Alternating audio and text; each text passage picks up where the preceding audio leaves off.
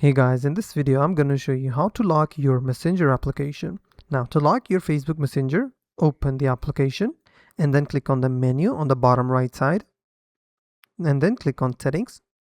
Scroll down just a bit until you see privacy and safety. Select the option.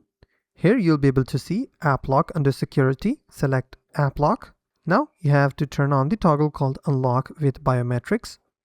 Now it may ask you for your fingerprint. You have to authenticate. Now you have some options. When you want to lock the application, after you leave the messenger, after 1 minute leaving the messenger, or 15 minutes after leaving messenger, you can select any option. For instance, if I select after I leave messenger and go back and close the messenger application from my recents, and then I'll try to open messenger once again. And now as you can see, the screen is black because it is asking me for biometrics.